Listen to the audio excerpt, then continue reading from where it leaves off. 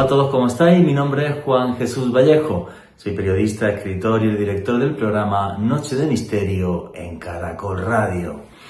El aterrador mundo de las pesadillas, donde viven seres que parecen sacados del inframundo. Seres que están hechos de oscuridad, que son más oscuros que la misma noche y que nos acechan desde ese límite de la realidad que el hombre todavía desconoce. Y esta historia, que os puede parecer un poco fabulosa, arranca hace ya muchos años en Estados Unidos, cuando diferentes investigadores empiezan a recopilar testimonios de personas en todo el país que dicen, que afirman que en sus sueños ven seres hechos por oscuridad. Se les conoció por el nombre en inglés de los Shadow People, y hay de diferentes formas. Uno enorme, alto, de más de 2 metros, vestido con una capa. Otro de que dicen que lleva un sombrero de copa. El más terrible de todos ellos, el que nos mira desde el más allá con ojos rojos. Seres que no sabemos qué son, pero que nos observan desde las pesadillas y si investigas en la historia desde hace muchos miles de años. Pero si queréis saber sobre esto y mucho más, no os perdáis el último podcast de Noche de Misterio en Caracol Radio, los habitantes de las sombras. Noche de Misterio. Juan Jesús Vallejo.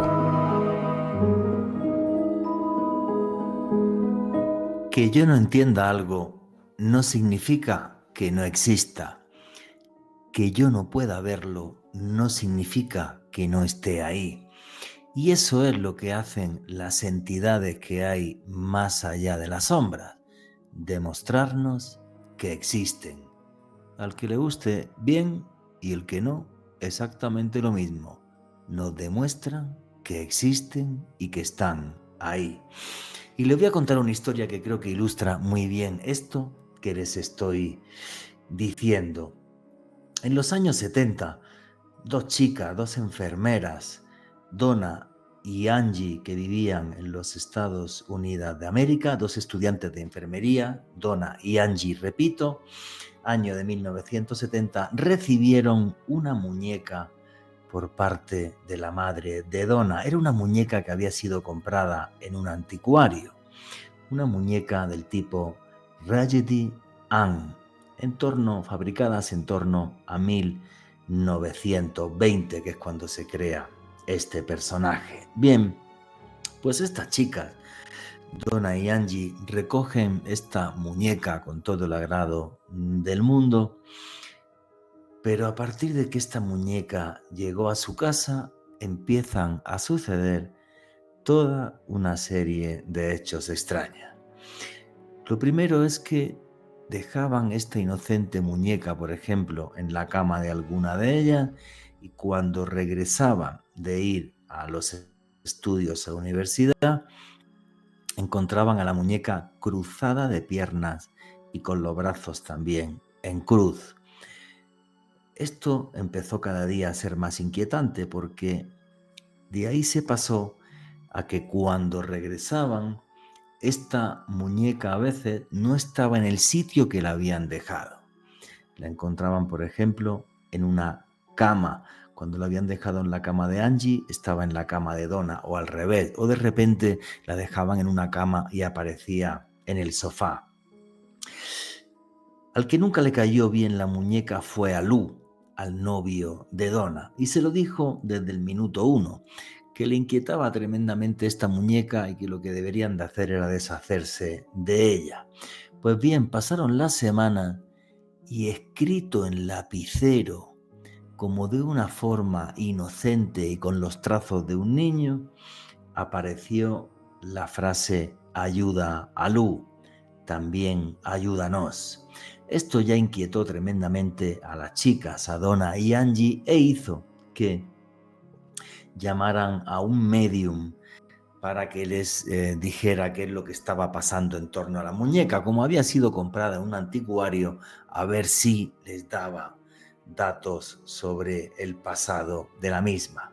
Bien, pues trajeron una medium y lo que hizo fue empeorar las cosas. La medium lo que dijo era que en esta muñeca, dentro de ella, habitaba un espíritu, el espíritu de Annabel Higgins, una niña que apareció fallecida justo en el lugar, en el solar donde luego se hizo el edificio donde vivían Donna y Angie. Pues bien, a partir de ahí, de que fue la medium, los fenómenos paranormales se dispararon en la casa. A tal punto que un día Lou, que insistía en que la muñeca tenía que irse de allí, mirándola, justo estaba encima de la cama de Donna, empezó a sentir como una especie de cuchillada que le atravesaba de la espalda hasta el corazón, de forma que esta cuchillada no solamente lo dejó postrado en el suelo por el dolor, sino que de su espalda y de su pecho brotaron chorros de sangre.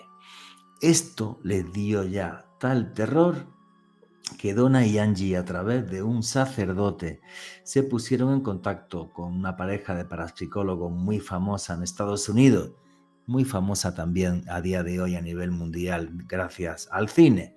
Se pusieron en contacto con Ed y Lorraine Warren, el primero de monólogo y ella era medium y vidente. Bueno, pues Ed y Lorraine Warren fueron hasta el lugar acompañados del padre Coke. El padre Coke hizo un exorcismo de la muñeca, hizo un exorcismo de la casa, se llevaron a la muñeca Annabel de casa y gracias a eso Donna y Angie pudieron vivir a partir de aquel día con normalidad y tranquilidad en sus vidas. Y es curioso porque cuando Ed y Lorraine Warren llevan la muñeca hasta su casa y la guardan abajo en el sótano, tampoco le dieron en principio mucha mayor importancia, simplemente sabían que era una muñeca poseída por un espíritu maligno. Así lo había dicho Lorraine Warren y el sacerdote también que la exorcizó. Lo curioso es que uno de los amigos de Ed y Lorraine Warren era un sacerdote exorcista católico, Jason Bradford. Y Jason Bradford un día estaba en el sótano de la familia Warren y entonces le dijo: esta es la famosa muñeca que habéis dicho que está poseída y que provocó tanto dolor. Y entonces cogió la muñeca y la zarandeó fuertemente diciéndole: tú ya no tienes poder, no eres capaz de volver a hacer el mal. Cogió su carro, se fue por la autopista para su casa e inexplicablemente los frenos de su coche fallaron, se estrelló y falleció. Por eso Ed y Lorraine Warren decidieron hacerle una urna de cristal donde encerrarla con diferentes sortilegios y que nunca jamás saliese de ahí. Y así estaba hasta hace pocos meses que el investigador Dan Rivera se la llevó junto con otros objetos para hacer una gira por Estados Unidos donde la gente pudiera ver objetos que estaban maldecidos, objetos que habían sido parte de rituales de exorcismo. Bien, pues estando en el estado de Pensilvania y de repente, sin que nadie sepa todavía por qué, Dan Rivera falleció a la edad de 54 años de una manera súbita. Todavía están las investigaciones forenses. Lo que sí ha dicho la policía de Pensilvania es que nadie entró en la habitación, nadie forcejeó con él, no hubo ningún acto de violencia ni ningún acto criminal. Ha tenido que ser una muerte cuyas causas se desconocen hasta el momento. Y después de esto digo yo, ¿ustedes se quedarían con la muñeca Annabel en su casa? Yo les digo que ni pagándome. O sea, ni loco me quedo yo con esa muñeca de trapo de aspecto inocente pernoctando en mi casa. Que yo no crea algunas cosas no significa que no existan. Usted no cree en las maldiciones, genial. Eso no hace que no existan. Siguen existiendo de la misma manera. Hay habitantes más allá de la oscuridad. Y si usted no cree en ello, genial. No significa que por eso no están ahí. ¿Qué habita más allá de las sombras? No se pierdan este podcast. Buenas noches, noctámbulos. Mi nombre es Juan Jesús Vallejo. Lo que queráis seguirme en redes sociales, mi Twitter es @JuanQVallejo, Juan J. E. Vallejo. En Instagram y en Facebook, Juan Jesús Vallejo. Y esto es otro programa de Noche de Misterio. Y aquí lo que hacemos es periodismo de misterio. Nosotros os ponemos los hechos encima de la mesa y vosotros decidís qué hay detrás y qué no. Y aquí somos una gran familia, la familia del misterio, y por eso ya tenemos un numeral en Twitter que es Misterio Caracol. Ponerme en ese numeral. ¿Qué opináis de la historia de la muñeca Anabel? ¿Dejaríais que la trajeran a vuestra casa para dormir una noche con vosotros? Yo ya os dije mi respuesta, absolutamente ni loco. ¿Sabéis que hago viajes de autor? Del 5 al 25 de marzo del próximo año, del año 2026, haré un viaje de autor hasta Tailandia, Camboya, la antigua Indochina, donde supuestamente y según los textos árabes estaba el reino perdido de Suvarnabhumi, para ver algunos de los templos budistas más fascinantes del mundo, el antiguo reino de Siam y sus piedras preciosas, donde veremos templos como Wat Arun en Bangkok, o por ejemplo nos fascinaremos con el templo en extensión más grande del mundo, que es Angkor Wat en Camboya, cerca de Siem Reap. Pasaremos un día con elefantes, que es como tener un perrito pero de 3.500 kilos. No os imagináis lo chévere que es estar con elefantes. Alejandro Bernal se está riendo ahora mismo. En fin, un viaje fascinante por el sudeste asiático con toda su magia y su misterio. Ya tenéis toda la información de ese viaje en la página web www.viajesjuanjesusvallejo.com. Repito, toda la información de ese viaje a Tailandia, Camboya está en la web www.viajesjuanjesusvallejo.com. Y arrancamos sin más dilación. Alejandro Bernal, ¿cómo estás, compañero? Muy bien, Juanje, un saludo para ti, también para todas las personas que en este momento sintonizan la señal en vivo de Caracol Radio, y también un abrazo enorme para todos aquellos quienes disfrutan de este contenido cuando publicamos el podcast a través del canal de YouTube de Caracol Radio. Cuando hablabas de esa introducción de Dan Rivera, este ex militar norteamericano, quien había sido el custodio de la muñeca Anabel, imagínate, Juanje, que en su gira Devils on the Run, que era como se llamaba este certamen en el cual el hombre llevaba esta muñeca por diversos estados de la Unión Americana, unos días después de exhibirla en Luisiana, se produjo un escape de reos, Juanje. Muchos, de hecho, comentaban que quizás este suceso hubiese podido ocurrir tras la exhibición de la muñeca Anabel, así que muchos sucesos sin explicar tras este extraño deceso de Dan Rivera. Y es que aunque ustedes no crean en las sombras están ahí y nos desafían. Y sobre eso va el podcast de hoy, sobre los habitantes que hay en las sombras. Y para eso tenemos hoy a un amigo, el investigador y escritor Álvaro Martín. Su entrevista arranca así. ¿Y si no fuéramos los únicos? Si no fuéramos los únicos habitantes de esta realidad. Y si tan solo con nuestros sentidos, como dicen algunos psicólogos muy conocidos como Jacobo Greenberg, percibiéramos solamente una parte de la realidad. Y si además de nosotros como habitantes de este mundo, hubiera otros habitantes, por ejemplo, que fuesen capaces de vivir en las sombras. Seres terroríficos, seres grotescos o simplemente seres que nos dan terror y miedo porque no sabemos qué son. La realidad como algo mucho más complejo de lo que imaginamos. La realidad como un multiverso lleno de seres que son todo un desafío para nuestro conocimiento y para el entendimiento del mundo que nos rodea. El que ha publicado un libro sobre esto, que me parece buenísimo, es nuestro buen amigo Álvaro Martín, que tiene publicado un libro que podéis buscar aquí en América Latina, en Amazon, que se llama Más oscuro que la noche. Y en este libro, Más oscuro que la noche, nos habla de algo que se conoce aquí en América hace ya bastantes años, que se conoce con el nombre de gente sombra o shadow people. Álvaro Martín, un placer volver a tenerte por acá en Noche de Misterio, en Caracol Radio.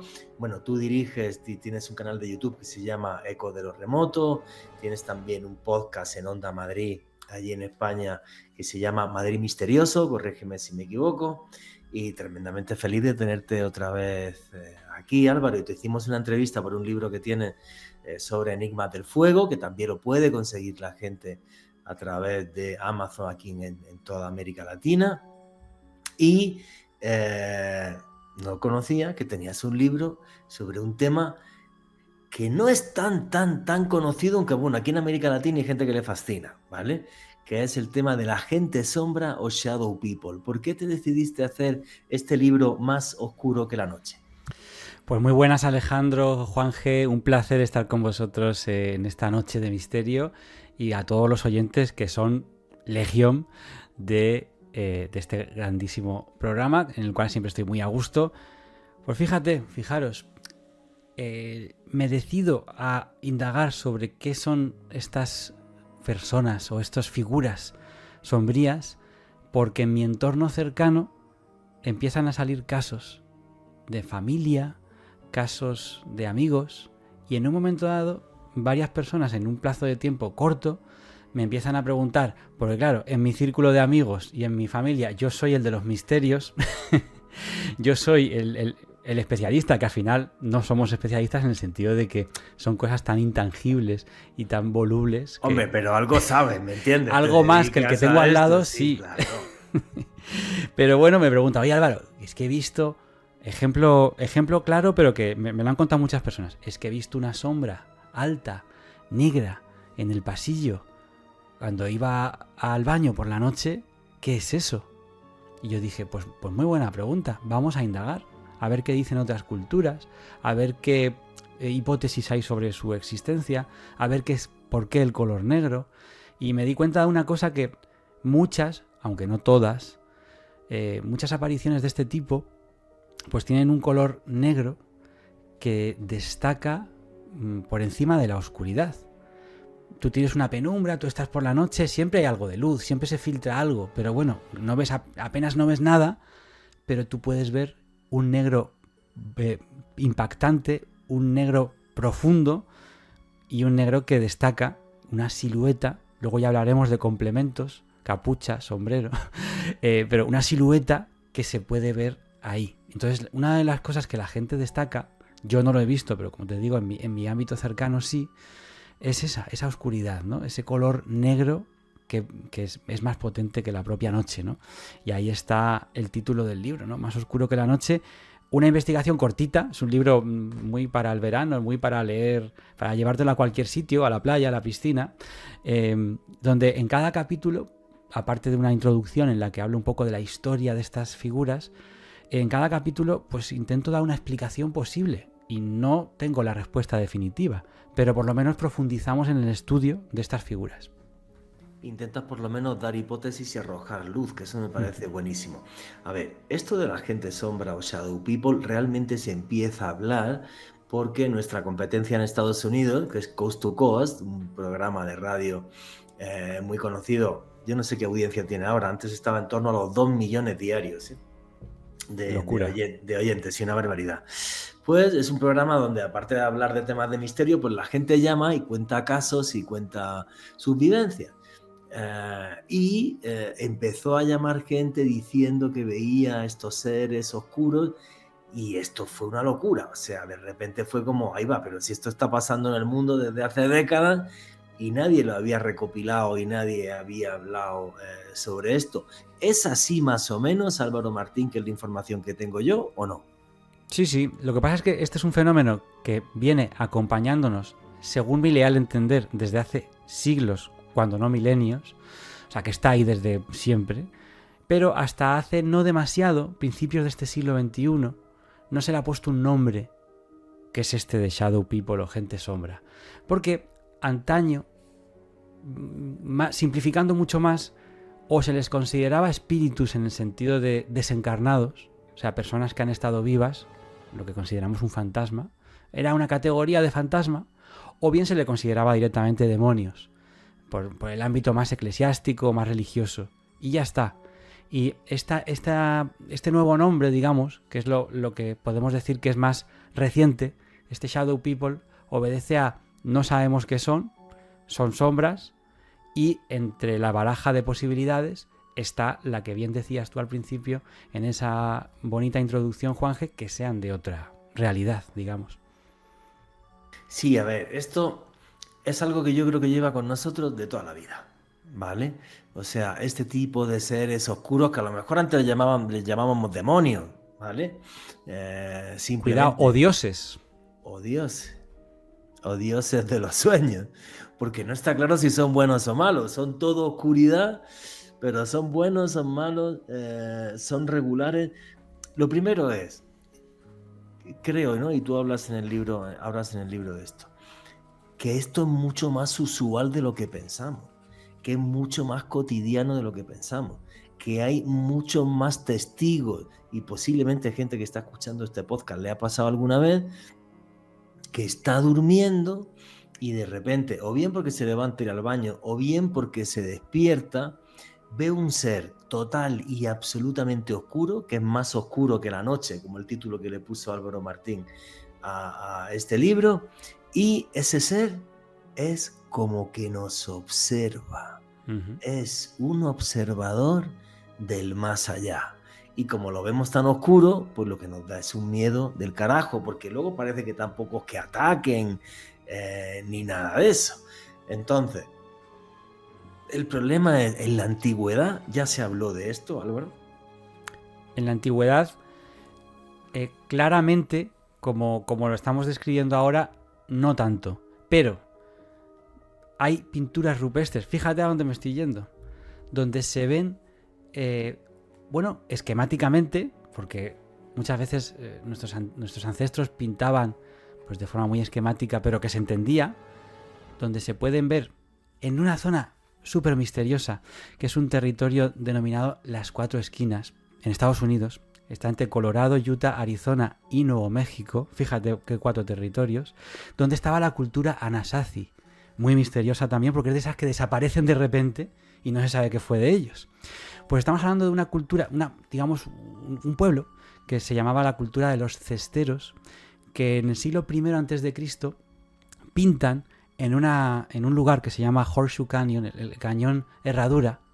Se pueden contemplar, y los arqueólogos, fíjate qué nombre le han puesto a esas pinturas. Unas terrazas que están pintadas se llaman los fantasmas, les han llamado así, los fantasmas. Pero si los ves, tienen forma alargada, brazos largos, piernas largas y una cabeza. Y luego puedes ver figuras humanas que no tienen esas proporciones, como pasa en Tassili, por ejemplo, que tú bien conoces, Juanje. Pues, ¿qué estaban pintando ahí? Unos seres que dan miedo verlos, a veces con grandes ojos. ¿Qué son? Con esos cuerpos alargados y en un color oscuro. Bueno, pues como hipótesis alternativa a la oficial, porque la hipótesis oficial ya sabes cuál es, visiones del chamán y ya está, y chimpún. Pues tienen forma que describen, y además hoy en día podríamos asimilarlo a algo que va a entender todo el mundo, sobre todo si estamos en la cultura digital. Es un Slenderman lo que han pintado ahí. Un Slenderman del siglo I a.C. Entonces, si avanzamos, Juanje, y eso ya no me querría yo meter en un territorio que conoces tú 1000 veces mejor que yo, en Egipto tenemos el Sheut, que es la sombra, y está pintada en las tumbas. Tú has explorado Egipto de arriba a abajo, habrás estado en alguna tumba en la que aparezca una cajita que contiene una figura negra, que es una de las partes del alma, y es el Sheut.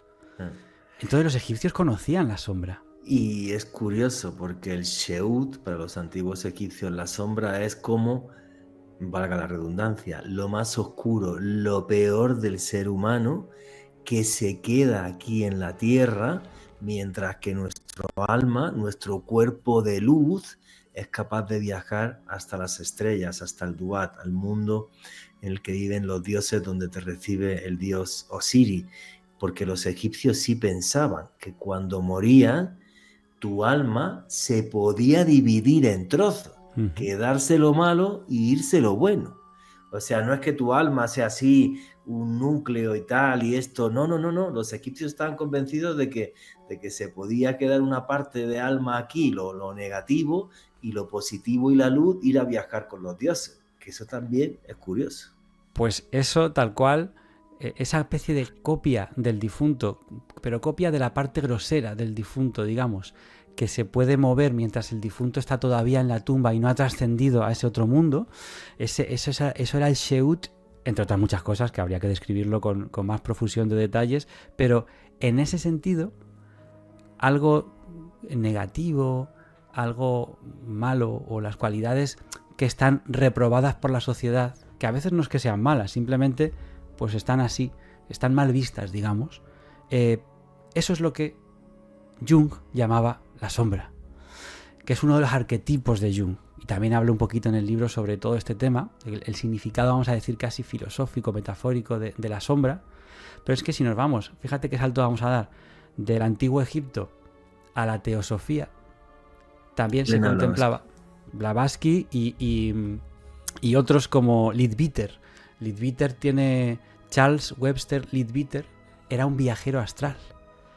Y él hablaba en sus diarios de que en esos viajes, y me estoy adelantando mucho a los temas, pero en esos viajes fuera del cuerpo se encontraba con sombras. Y para él eran algo así como el cascarón negativo del alma que vaga por allí. Imagínate, ¿no? Wow, no conocía ese dato, por ejemplo, no lo conocía para absolutamente nada. Y cuando hablas de arquetipos y de Jung, que me parece fascinante, ¿vale? O sea, todos estos arquetipos que nos acompañan, que nos hacen humanos, que son parte de nosotros, nos guste o no, es como si esta sombra siempre nos hubiera acompañado, ¿no? Y yo siempre he dicho, y me hace gracia, porque cortaron una vez un trozo de una cosa que decía en History Channel y lo pusieron como promoción de la serie Lo Inexplicable. Somos luces y sombras, y llevamos luchando con luces y sombras, y somos ángeles y demonios, y esto es así. Y el fenómeno de los Shadow People creo que lo que hace en cierta medida es refrendar eso. Ahora, ¿esta sombra es parte de nosotros? ¿Este Sheut es parte de nosotros? ¿O es un habitante de otra realidad? ¿Qué opina Álvaro Martín a través de su investigación?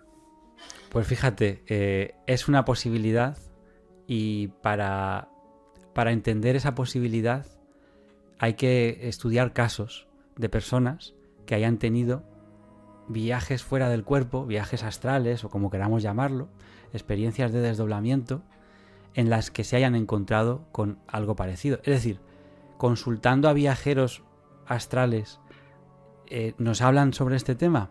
Bueno, pues ya te he dicho uno que sí, que además hay libros publicados, de Charles Webster Leadbeater, teósofo, que tenía un equipo de viajeros fuera del cuerpo, que además uno iba a cierto sitio, mandaba después a otro para corroborar si era cierto lo que había visto. Eso era alucinante.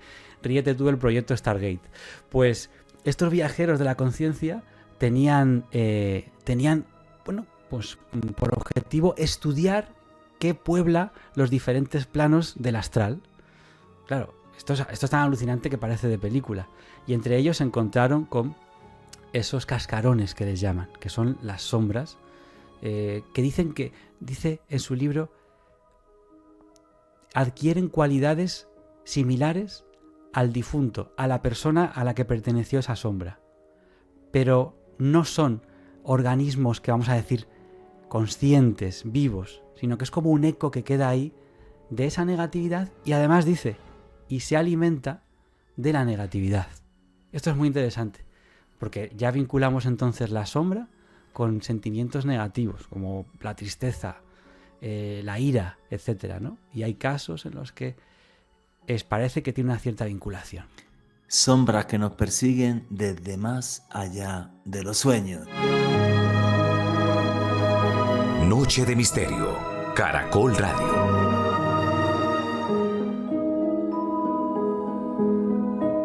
Y aquí seguimos en Noche de Misterio, vuestras preguntas y comentarios a través del numeral Misterio Caracol. Y nos estaba hablando Álvaro Martín de cómo son esas sombras que se aparecen en el momento de los sueños y cómo se alimentan de negatividad. Y la entrevista con Álvaro Martín continúa así. Y luego, al preguntar a personas cercanas en las que yo confío, porque yo no conocí a Charles Leadbeater, aunque es muy interesante, pero personas cercanas que han visto en sus viajes astrales, que es un mundo apasionante, desde seres mitad insecto, mitad personas, hasta también, no tanto sombras, que seguro que sí, pero bueno, no he podido entrevistar a todo el mundo que existe en el planeta Tierra, pero una persona me contó un caso, una persona cercana, que estando fuera del cuerpo, habitualmente, bueno, se producían este tipo de desdoblamientos, llegó a ver una nube negra, una masa oscura, sin forma, que estaba, fíjate qué curioso, esta fue una chica, que astralmente fue a casa de su hermana, y la perrita que tenía su hermana tenía unos días que no quería comer, no se acercaba al plato de la comida y al bebedero, y cuando ella fue en el astral a ese lugar, vio que había una masa informe negra encima del comedero de ese animal, y le dijo a la hermana: cambia de sitio los platos y ponlos en la luz, ya verás cómo la perrita vuelve a comer. Dicho y hecho, porque los animales supuestamente también pueden ver esas figuras que son de otra dimensión. Entonces hay varios casos de viajeros, vamos a decir supuestos viajeros astrales, que nos indicarían la posibilidad de que estas sombras no sean de nuestra misma consistencia, que sean de otro nivel vibracional o de lo que llamaríamos otra dimensión.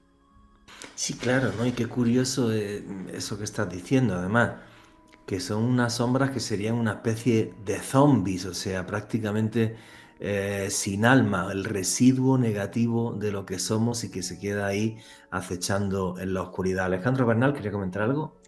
Sí, Juanje, sobre lo que nos está diciendo Álvaro, hay dos grandes referentes en el ámbito de la investigación de la naturaleza de la realidad, como lo son Harold Puroff, un docente de la Universidad de Stanford, quien ha manifestado recientemente también presentar su interés respecto a esta temática por muchas investigaciones que ha hecho, testimonios, y también Juanje, un personaje que se ha hecho muy famoso y se ha vinculado bastante al fenómeno OVNI, Robert Bigelow, contratista de la NASA, quien hace unos meses le brindó una entrevista a George Knapp comentando cómo su esposa tuvo una experiencia con algo que Bigelow denominaba como seres interdimensionales. Él decía que su esposa, tras haber pasado algunas noches en el rancho Skinwalker, un rancho que se hizo mítico, que fue adquirido por Bigelow, dice que su esposa tuvo una experiencia donde sintió a un ser más oscuro que la noche, un ser totalmente negro y sin rostro, quien le oprimió el pecho a su mujer, y desde entonces Bigelow también manifiesta interés por este tipo de entidades, Juanje.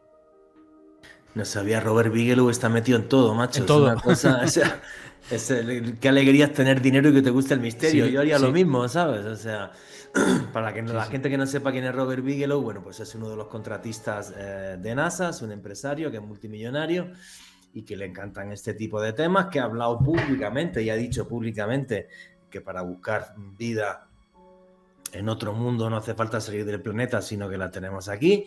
Es uno de los empresarios que está implicado en los análisis de restos de naves no humanas. Eso también es una cosa que tenemos claro como contratista del Pentágono. Y es un señor pues, que invierte dinero, por ejemplo, en saber si la conciencia puede vivir más allá de la muerte. Hace un concurso que creo que tiene un premio como de $1 millón o algo así para científicos que hagan trabajo sobre esto todos los años, y no sabía que se había comprado el rancho Skinwalker, eso no lo sabía. Que el rancho Skinwalker, para la gente que no lo sepa, pues es un rancho que hay en Estados Unidos donde se llevan haciendo investigación mucho tiempo y donde parece que hubiera como una especie de portal interdimensional. Es una cosa súper loca.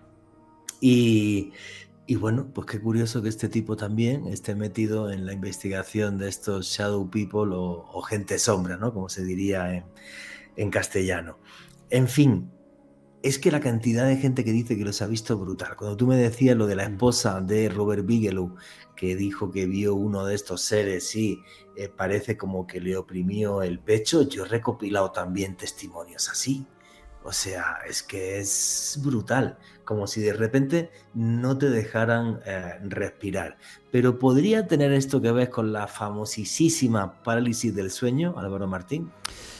Pues hay uno de los capítulos en el libro, Más oscuro que la noche, que me pongo a recopilar casos que tienen que ver con el mundo de los sueños, ya que donde más atacan, entre comillas, si hay que ver la geografía de la casa, si hay que ver la geografía de una casa, donde más atacan las sombras es en el dormitorio y en el pasillo. Son esos dos lugares, además cerca de las puertas, digamos. Es que es todo muy simbólico. Los pasillos son lugares de tránsito y las puertas, pues por supuesto que también.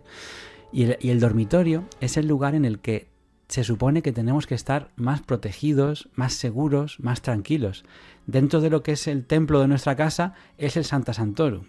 Bueno, pues ese dormitorio se ve alterado, esa paz se ve rota cuando aparecen estas figuras. El tema es el siguiente: con una parálisis del sueño, que muchas veces está acompañada de la visión de figuras, de la visión de apariciones, tenemos un caso casi clínico. Es decir, alguien que sufre una parálisis del sueño, la ciencia explica que se ha despertado en la fase REM cuando el cuerpo tiene bloqueado, vamos a decir, los movimientos para hacer ciertas operaciones de reparación, etcétera, y entre otras cosas para que no representes los sueños, para que de repente no pegues un manotazo por ahí. Entonces tu cuerpo está bloqueado, pero un despertar brusco hace que tu cuerpo no se ha desbloqueado, abres los ojos, no puedes hablar ni gritar, no puedes pedir ayuda, no puedes hacer nada durante unos segundos, que se pasa muy mal, yo lo he vivido, pero sin apariciones, y encima encima de que te sientes que no tienes tus capacidades, encima tienes al lado una figura de sombra. O sea, qué susto. El tema es el siguiente: lo que nos va a decir alguien muy cientificista es que se trata de lo que se llaman visiones. No me gusta la palabra alucinaciones, pero así es como lo llaman, pero yo lo llamaré visiones hipnopómpicas, que ocurren cuando te estás despertando por esa desconfiguración del cerebro que no está 100% operativo y se ha colado ahí un error en la Matrix. Pero que tendría una explicación por un estado en el que no es un estado de somnolencia que también ocurren cuando estás a punto de dormirte. Estas se llaman hipnagógicas. Total, que esa es la explicación oficial.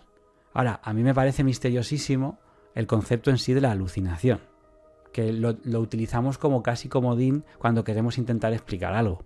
Y yo soy de los que se resiste a intentar explicar todo lo que ocurre en nuestro ámbito con la palabra de alucinación.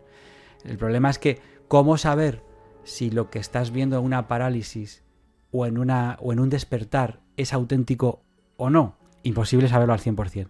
Pero, una pista: si el sujeto, y yo tengo casos en el libro, si el sujeto se despierta, se incorpora, consulta la hora del reloj, cambia de posición en la cama, han pasado ya un par de minutos, y entonces se encuentra a los pies de la cama, justo al lado de esa persona, un señor todo negro, con 2 puntos rojos, que es otra de las categorías, el de los ojos rojos.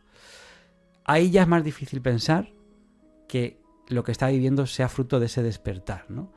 Porque ya han pasado cosas entre medias. Ahora, si nada más despertarte, encima estás paralizado, paralizada, y ves esa figura, podría ser, que yo no digo nada categóricamente, podría ser una de esas alucinaciones hipnopómpicas. Y muchos testigos dirían, pues gracias, porque prefiero decir que he tenido una alucinación que me persigue una sombra de estas.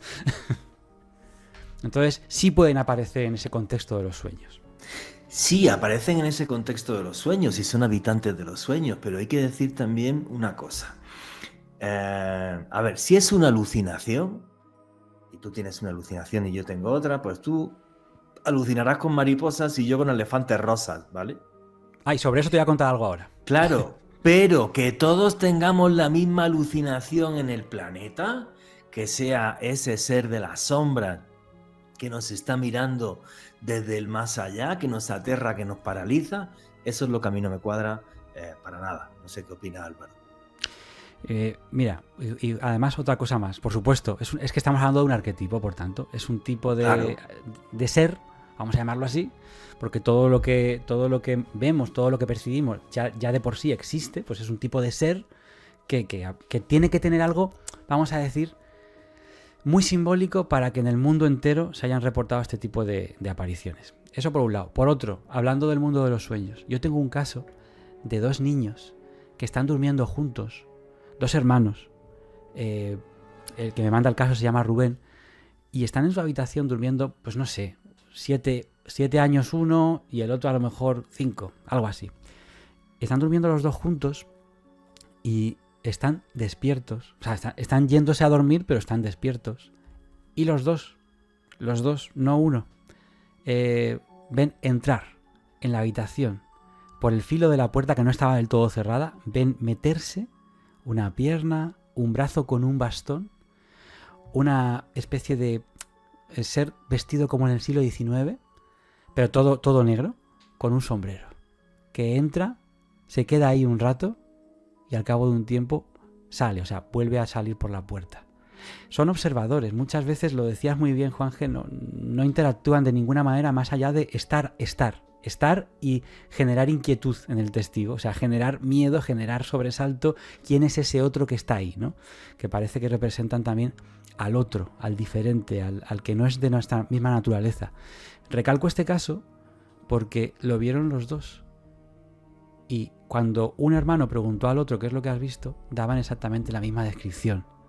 Ahí, ya, si hablar de alucinación es difícil, hablar de alucinación compartida ya es una cosa que a nivel clínico es raro y suele ser, bueno, pues en ocasiones muy específicas y muy extrañas, ¿no? Entonces vieron a ese señor y cuando lo comentaron en su casa, que no fue hasta el paso de los años porque pensaban que sus padres iban a decir, nos van a llevar a psicólogos, psiquiatras y a todo lo que existe para ver qué les ha pasado a los niños que han visto a ese señor con el sombrero. Entonces, por pensar que eso es algo malo, que no hay que contar, en una comida familiar, oye, ¿te acuerdas cuando éramos pequeños? ¿Qué cosa más rara nos pasó? Sí, porque apareció un señor y ellos se iban completando el uno a la otra, porque era chico y chica, el uno a la otra se iban completando la experiencia en una comida familiar. Y la madre dijo, ¿cómo? ¿Vosotros también visteis a la sombra? O sea que en esa casa, raro es el que no había visto a esa figura. No, es que es una cosa loquísima, ¿vale? Es una cosa loquísima. Y eso que has dicho, los observadores, como me estoy acordando ahora en la antigua Sumeria, ¿no? Los Igigi, los que observan. Aunque los Igigi quizás tenían un componente mucho más que ver con seres de otros mundos, en el sentido de seres venidos del espacio. Aunque bueno, una de las cosas que me ha parecido curiosa, tú has sacado aquí a relucir lo de las 4 esquinas y pinturas rupestres que me imagino que están en el entorno del Parque Nacional de Mesa Verde, y es una de las zonas con más avistamientos ovni. Está el área 51 al lado. Vamos, o sea, tenemos todo. O sea, el área 51, perdón, Roswell, quería decir Roswell, ¿vale? Donde posiblemente se estrelló una nave de otro mundo. Tenemos la historia de los indígenas Hopis también, donde aparecen este tipo de seres en pinturas. Entonces, no sé, todo esto es como muy extraño. Estabas haciendo referencia, Álvaro, a que son como de diferentes tipos.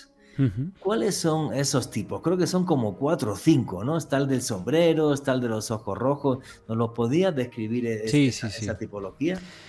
Es interesantísimo y ya veréis que en los comentarios, a través de las redes, os van a caer unos cuantos casos y me gustaría saberlos cuando se publique el programa. Sí, no, yo te paso el enlace en YouTube y seguro que en YouTube la gente pone abajo los casos que he vivido, segurísimo. Hay mucha gente que va a decir, ostras, o sea, que eso es lo que he visto yo, que lo ha visto más gente, por muy raro que sea. Pues sí. Vamos a ver, la sombra tipo, la básica, es una figura, como podría pintar un niño o yo que no sé dibujar. 2 palos, 2 brazos, el cuerpo, el tronco, 2 palos, las piernas y un circulito. eso es una figura de sombra que ha habido gente que las ha visto así, de sencillas, pasar.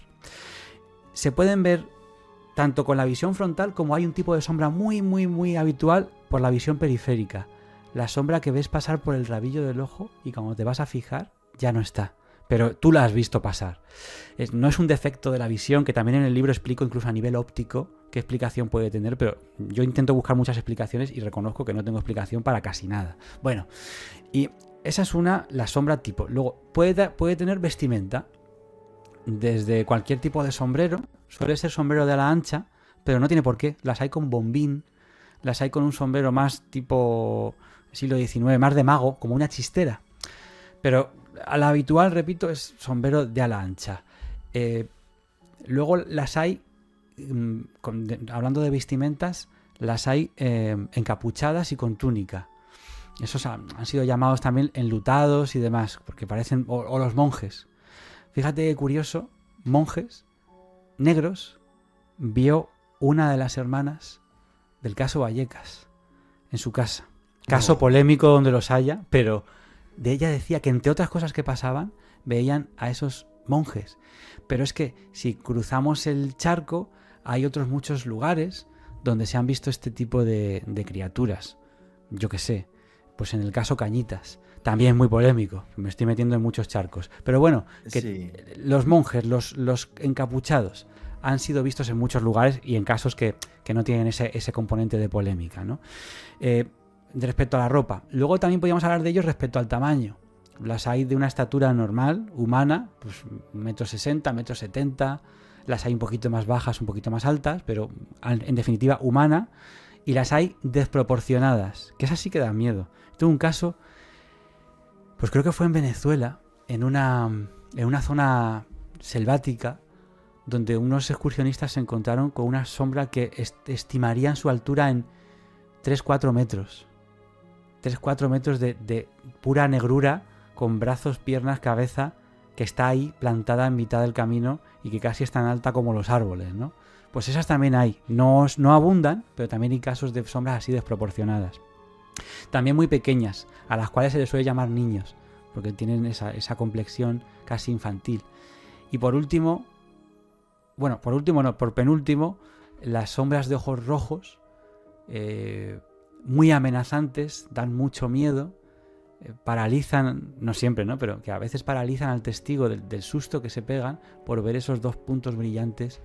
No son casos que abundan, los hay, pero no son los que más abundan. Abundan más, por ejemplo, los del hombre del sombrero. Y hay un último tipo que estoy investigando estos días y que en el libro incluí algún caso, pero que no es nada abundante. Fíjate que sin sentido lo que voy a decir. Sombras blancas. Son figuras. Sombra blanca, eso sí que lo había escuchado. Figuras de aspecto humanoide, cabeza, brazos, piernas, tronco, pocos detalles más, pero en vez de ser completamente negras, son completamente blancas. Y te aseguro, Juanje, que el miedo que dan es el mismo. O sea, dan mucho miedo. No es que por ser blancas sean santos o ángeles. No sabemos muy bien por qué esa coloración. Yo tengo una teoría que nos habla del luto. Claro, ¿qué es el negro? El color del luto en muchos países, pero en otros es el blanco. Entonces es un color, en muchas zonas, asociado con la muerte. Es un color estigmatizado incluso con la negatividad. Por tanto, hay algunos escritores, y yo en el libro simplemente lo pongo como una posibilidad, que hablan de que las sombras son una representación física de la muerte, digamos. Y es cierto que en muchos casos, pero no en todos, y el problema es que yo intenté buscar una respuesta que diera cabida a toda la casuística de sombras, y es que es tan variada que es imposible. Pero que en muchos casos, muchos no, en algunos, la visión de una sombra, como la visión de la Llorona en México, está vinculada con la muerte, con que alguien va a morir próximamente, con una muerte cercana, con un mal augurio, digamos. Y claro, ahí estaríamos utilizando una de las propiedades del color negro. Negro luto, negra muerte, etc. Y por otra parte, siempre me he preguntado por qué llevan ese sombrero, ¿no? Y por qué tienen esa actitud, vamos a decir, como de observadores. Yo creo que en la sombra hay cosas que tienen que ver con la psicología. Quiero decir, pudiendo ser entidades que existen por sí mismas, han tomado cosas de nuestra psicología. No, o sea, descartando que sean difuntos y que ese difunto en vida se caracterizaba porque siempre llevaba un sombrero. Yo es que creo que eso es complicado asociarlo con las sombras. Pero ese hombre del sombrero tiene que ver con, ¿cómo decir? Con espiar, con ir de incógnito.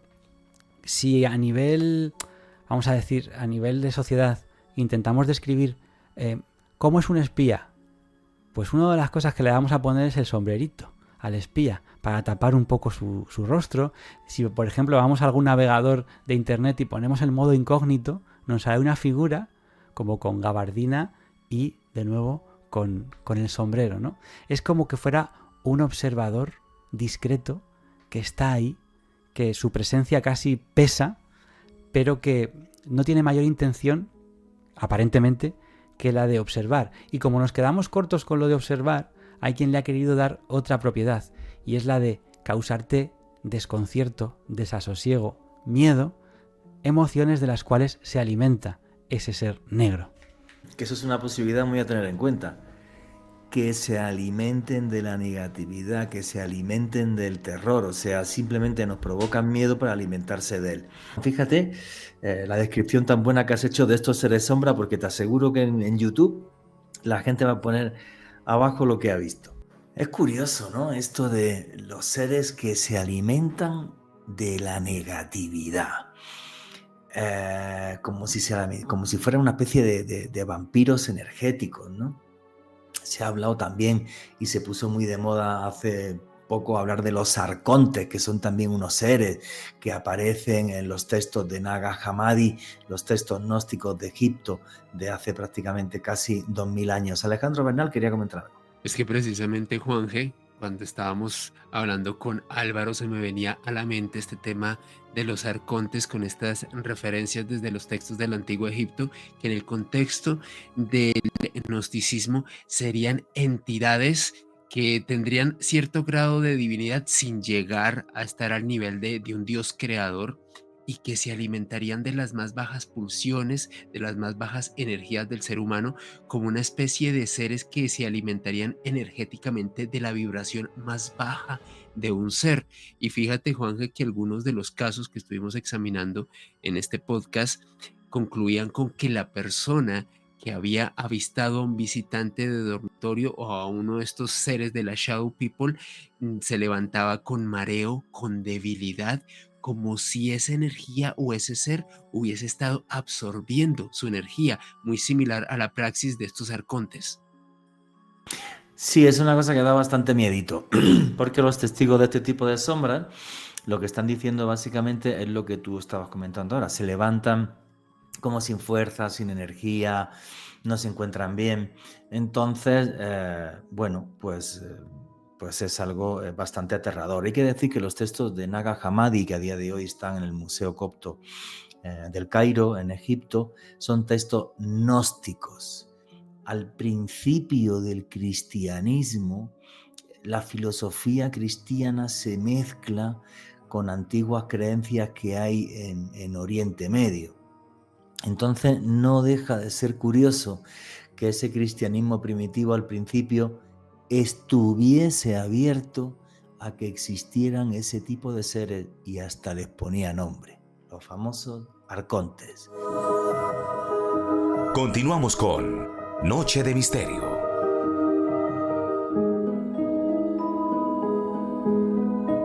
Y aquí seguimos en Noche de Misterio, vuestras preguntas y comentarios a través del numeral Misterio Caracol. Y os estábamos hablando de cómo es posible que este tipo de seres, de los Shadow People o gente sombra, puedan vivir, pueda alimentarse ni más ni menos que de nuestro sufrimiento y de nuestras energías negativas, de nuestros pesares, de nuestros dolores, de la envidia, del odio. Y además que este tipo de seres también están mencionados, por ejemplo, en textos gnósticos hace miles de años en el Antiguo Egipto con el nombre de arcontes. Y la entrevista con Álvaro Martín continúa así. Desde simple, que es simplemente una sombra con forma antropomorfa y tal. Otros que son extremadamente altos, como una especie de Slenderman, que es un personaje que apareció en las creepypastas. Otro que lleva sombrero, una especie de sombrero de copa y capa, que es también como una especie de figura muy arquetípica, ¿no? Recuerda casi a las películas de Drácula o del siglo XIX. Sí, sí. Y unos que dan especialmente miedo, y que de esto se podría hacer otro podcast, y que yo llegué a hacer alguna vez un podcast con Lourdes Gómez, ensotanados, que llevan sotana y con forma de fraile, que esos dan un miedo del carajo y es como que tienen unas particularidades muy negativas. Y ya el que parece que se lleva la palma de negativo es el de los ojos rojos, porque parece ser que es el que más terror le da a la gente, porque de repente en medio de esa figura que es más oscura que la noche, dos ojos rojos que parece que están atravesando tu alma. Alejandro Bernal quería comentar algo. Sí, Juanje, sobre lo que nos decía Álvaro, hay un investigador estadounidense, un escritor y también una persona que ha recabado información sobre este tipo de casuística, Jason Offutt. Offutt comenta también sobre una tipología bastante interesante, Juanje, y serían las sombras neutrales o benignas. Él comenta que serían como una especie de energía remanente que estaría intentando interactuar con nuestra realidad, pero que no suscitaría miedo. Es algo así como una especie de vestigio del pasado que en algún punto puede llegar a interactuar con las personas, pero sin producir miedo.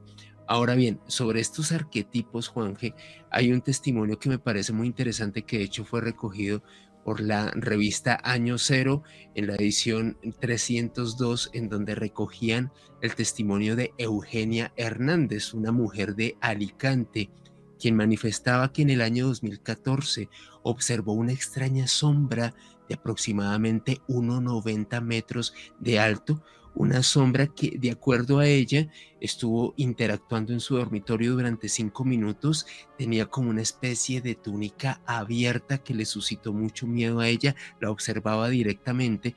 Eugenia manifestaba que esta sombra sostenía como una especie de objeto rectangular muy oscuro en su mano.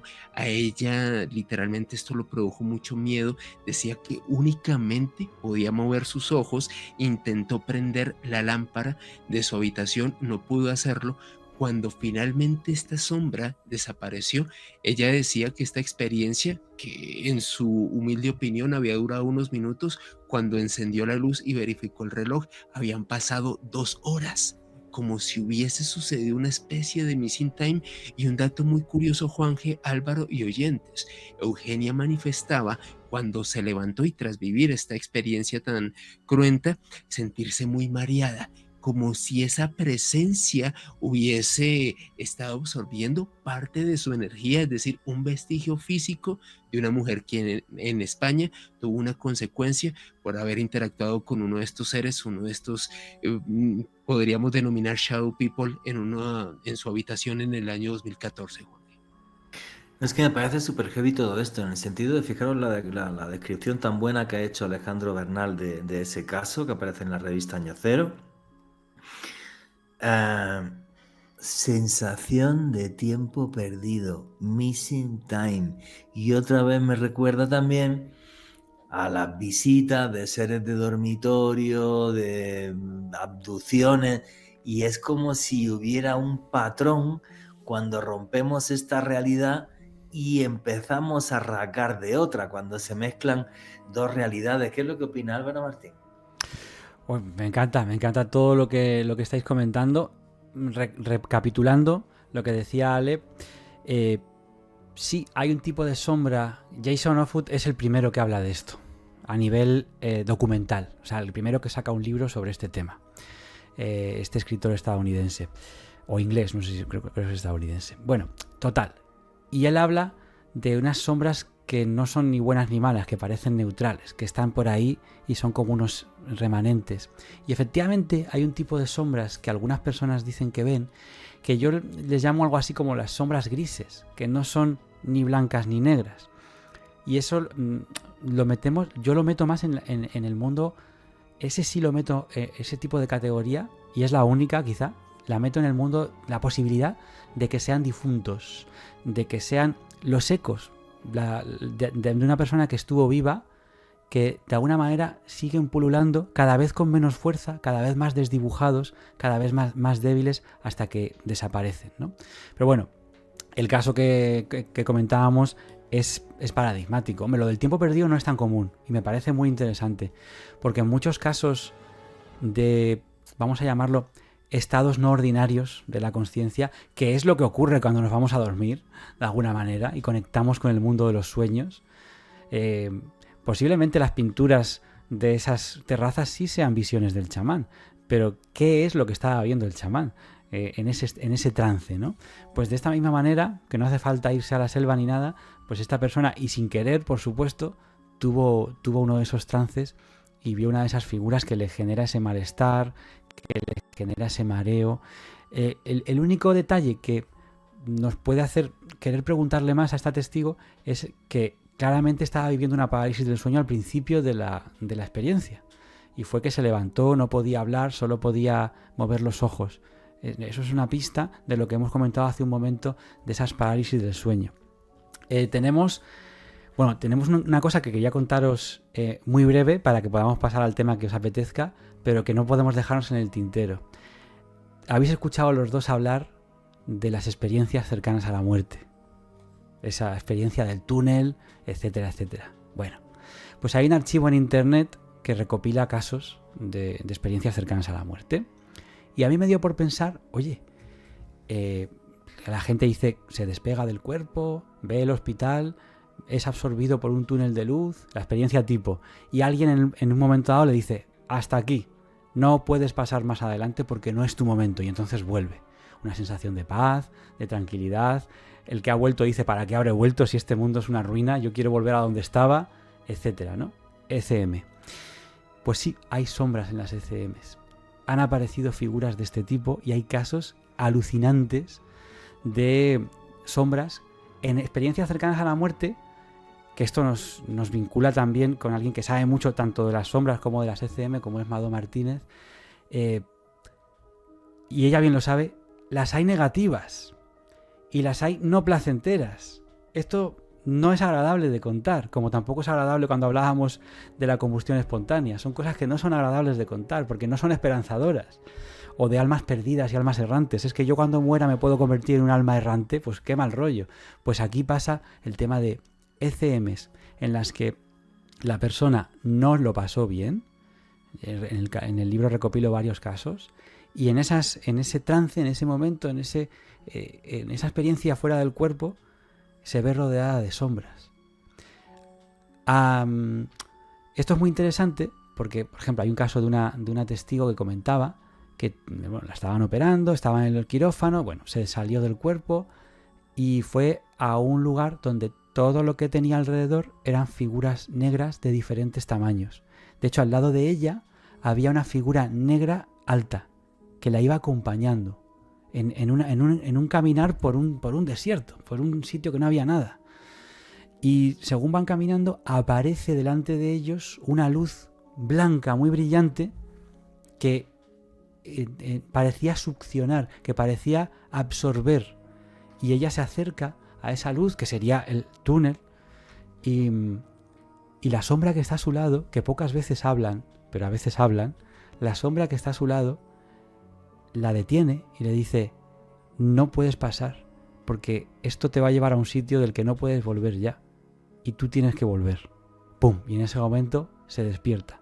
Pero la sensación que ella tuvo rodeada de esas sombras es una sensación como de purgatorio, digamos, como de lugar no agradable. Otro testigo comentaba en una ECM que estaríamos hablando, por tanto, de experiencias fuera del cuerpo y de la vinculación de estas figuras, no solo con la muerte, sino con otras dimensiones.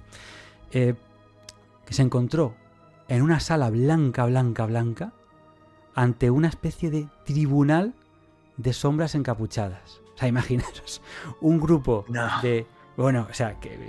esta gente vuelve traumatizada de las ECM, no vuelven tan contentos como suele pasar el paciente promedio, que vuelve tan contento y sin miedo a la muerte. Hay gente que vuelve de la ECM con miedo a la muerte porque dice, es que a mí me han pasado cosas que no son agradables. Bueno, pues sintió que lo que estaban haciendo era, de alguna manera, hacerle el juicio de la vida. El juicio que también aparece en el Antiguo Egipto y en muchas mitologías. El juicio al difunto de qué has hecho bueno, qué has hecho malo y a dónde vas después. Entonces, bueno, como digo, hay varios casos, no demasiados, pero sí unos cuantos, que nos hablan de la aparición de estas figuras en momentos límite, como puede ser una ECM, en momentos en los que la persona se debate entre la vida y la muerte. ¿No? Como habitantes de un más allá inquietante, de una parte de la realidad a la que no tenemos acceso y que de repente pues se plasma y es capaz de hacerse presente en nuestro mundo, ¿vale? Y sí, son observadores, pero es que dan mucho miedo. O sea, pues yo no sé si hay casos de ataques de este tipo de seres, historias y tal, pero realmente, o sea, dan mucho terror. Mira, te quiero preguntar por algo porque Sí. si no sé que me van a llegar los comentarios ahí en YouTube, porque no sé cuántas veces me han escrito en redes sociales: Juanje, ¿cuándo vas a hacer un programa sobre el caso Vallecas? Y dale el caso Vallecas, y dale el caso Vallecas. Y nunca he hecho ningún podcast sobre el caso Vallecas. Entonces, ¿podrías explicar brevemente, que tú sí lo conoces bien, qué es el caso Vallecas? ¿Qué sucedió? ¿Por qué es tan famoso a nivel mundial? Porque hay un parte policial, de policías que son testigos de fenómenos paranormales. Si mal no juraría, en el año 91 sucedió el caso Vallecas. 92, sí. 92. ¿Qué es el caso Vallecas y por qué es tan importante, Álvaro Martín? Es muy complicado y además condensarte en 5 minutos un caso tan... Dale, 10. No Venga, te preocupes, pues 10. ¿sabes? Los 15, no te Es una preocupes. responsabilidad porque yo, sabes que me muevo mucho en mi ámbito, que es mi ciudad, que es Madrid, y que yo pues cuento muchas veces estos casos y los he contado más de una vez en la radio y todo. Vamos a ver, muy rápido. Sí que empieza en el 91, empezaría en el 91 porque el desenlace es en el 92, ¿no? Todo empieza con una chavala, se llamaba Estefanía Gutiérrez Lázaro, que en el instituto, pues no recuerdo, creo que tenía 16, 17 años, hace la ouija en la pausa para el recreo. Saca el tablero con sus compañeras y en un momento dado, además está presente una de sus hermanas, que yo sepa, no sé si varias, pero por lo menos una. Digo esa porque esa hermana ha hablado y yo la he entrevistado. Bueno, pues y se rompe el vaso durante la sesión y del vaso roto sale un humo negro. Ya estamos con el negro. Sale un humo negro que aspira esta joven, que se le mete por la nariz. Estefanía Gutiérrez. Eso es.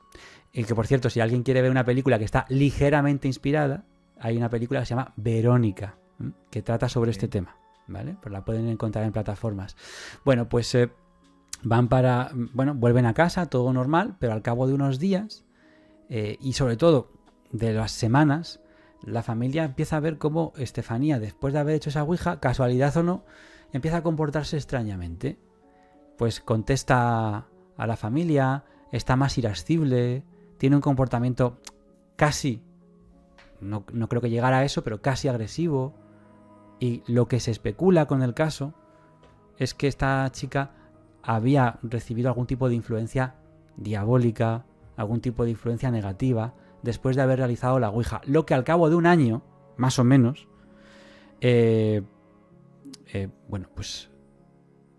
desemboca en la muerte de esta chica. Esta chica muere por parada cardiorrespiratoria, una muerte, vamos a decir, difícil de explicar para los médicos.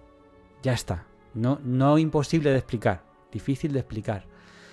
Y una vez muerta Estefanía, en la casa, que estaba en un barrio madrileño que se llama Vallecas, por eso se llama el caso Vallecas, en la casa donde la familia eran bastantes personas, pues pudieron ser 6-7 personas, padre, madre y los hijos, los hermanos, empiezan a sentir una serie de fenómenos extraños tipo poltergeist, en el que los vasos salen disparados, los cuchillos, los sofás se mueven solos, los crucifijos se caen al suelo, una fotografía de esa joven se quema dentro del marco, aparece quemada dentro del marco y el marco no estaba roto.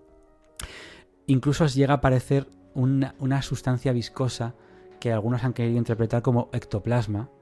Y la familia tiene tanto miedo que, si no recuerdo mal, en noviembre del 92, ya muerta Estefanía, acaban llamando a la policía para que acuda al domicilio a ver qué está pasando.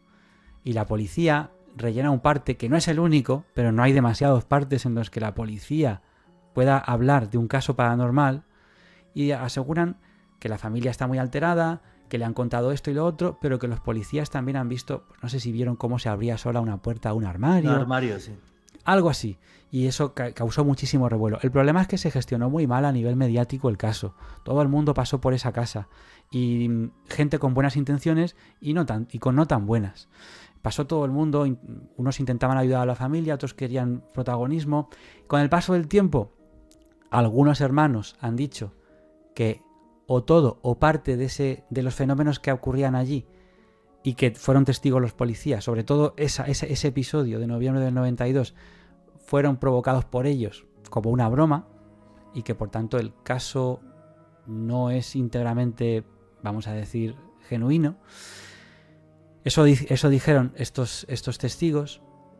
Y una hermana que, en fin, publicó un libro que se llama Mi Verdad, Expediente Vallecas, y es Marianela, una de las hermanas, Marianela Gutiérrez.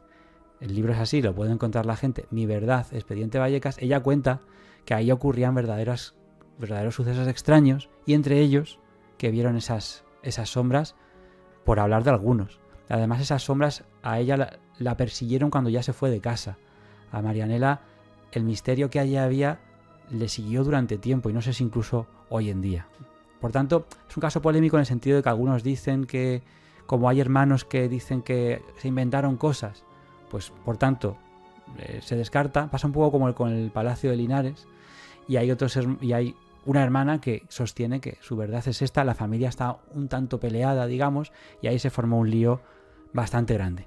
Pero básicamente es eso, que algunos ven en la Ouija el desencadenante de todos esos fenómenos y de incluso la muerte de esta joven. Efectivamente, es que de Estefanía Gutiérrez. El tema, o sea, es un caso famoso a nivel mundial. Primero porque le dice a la gente, básicamente, cuidadito con la Ouija, que no es un juego. Es que en los años 90 la Ouija estaba a la orden del día. Sí. Entonces, cuidadito con la Ouija, que no es un juego. Luego el hecho de que se rompiera el vaso, saliese ese humo negro, le entrase a esta por la nariz, empezase a tener un comportamiento extraño, y luego pasan los meses y lo que sí es cierto es que Estefanía Gutiérrez tiene una muerte muy extraña. Aparte de que empezó a comportarse mal, no a comportarse mal, perdón, sino a comportarse de manera errática, sí, extraña, como si dice la madre, un caso de posesión. Que echaba espuma por la boca, decía la madre, que se comportaba como un perro. De hecho, se llegó a especular con que pudiera tener la rabia y que esa fuera, o incluso se habló de epilepsia, bueno, un montón de cosas más, pero no se supo muy bien lo que pasaba con ella. Es que, claro, es famosísimo a nivel mundial. Alejandro Bernal, ¿cuántas veces nos han pedido el caso Vallecas? Yo ni lo sé. Un montón, Juanje, por redes sociales. Pero poca gente se atreve. Unas 2 o 3 veces al mes, Juanje. Es un caso complicado, por eso poca gente se atreve a contarlo, porque tiene sus detractores y sus defensores. Y yo reconozco que es complejo, por lo menos complejo. Pero tu opinión personal, ahora como si no estuvieras en Noche de Misterio, tu opinión personal, porque tú sí has hablado con algunos de los testigos, tu opinión personal del caso Vallecas. Sí, te la voy a dar, pero no me hagas como si estuviéramos tú y yo charlando, porque lo van a escuchar miles de personas. Sí, bueno, sí. En directo unas 120.000. O sea, y más luego el podcast un montón. Bueno, yo siempre me gusta estar en el camino intermedio. Mi opinión personal es que hay una familia que está enfrentada por problemas personales que solo ellos pueden contar. Hay una familia que está enfrentada. Hay una familia que tiene problemas internos, digamos. Los miembros de esa familia, digamos que algunos de ellos se han separado y otros se han unido. Por supuesto que la muerte de una hermana es algo traumático, es algo terrible. Muy duro, muy duro. Y eso puede haber generado también un estado de sugestión y de alteración en la familia a partir de esa muerte, que ya sabemos que estos temas de alguna manera les interesaban, por lo menos a una de ellas, por haber hecho la Ouija en la escuela. Es decir, que no le eran ajenos. Años 90 también fue el momento de máximo espectáculo, de máximo show también, televisivo, donde casi todo valía.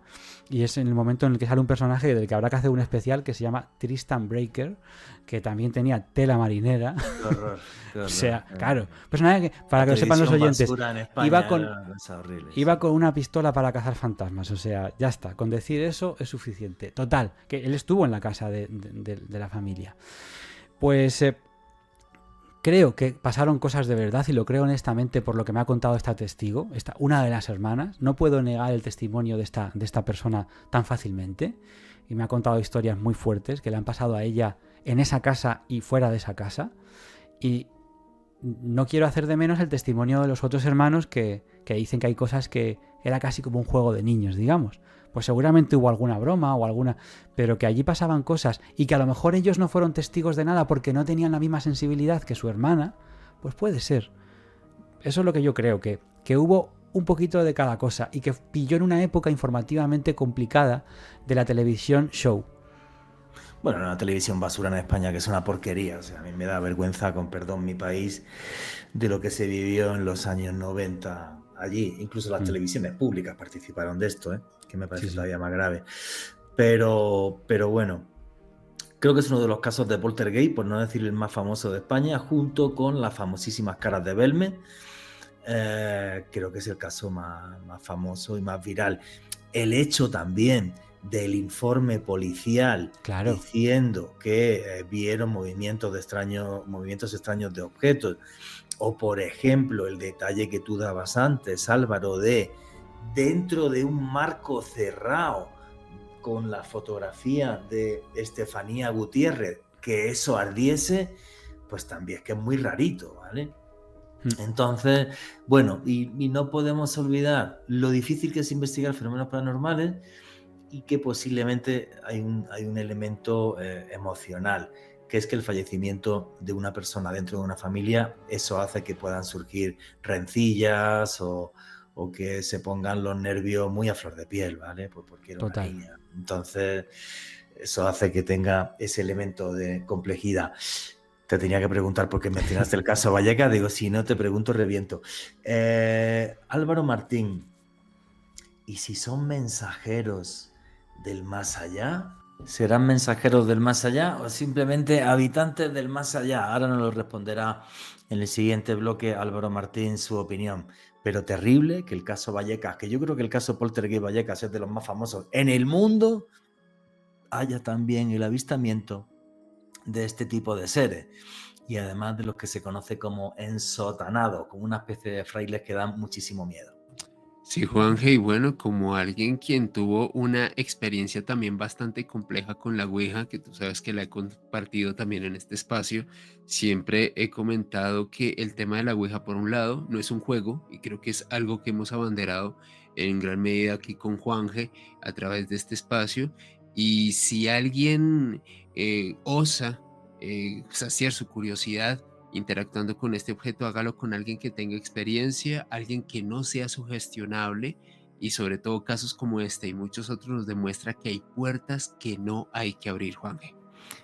Puertas que no hay que abrir porque además no tenemos claro luego cómo cerrar esas puertas, y luego también el tema de la sugestión. Fijaros lo que pasó en Vallecas, ni más ni menos que una niña fallecida en muy extrañas circunstancias. Noche de Misterio, Caracol Radio.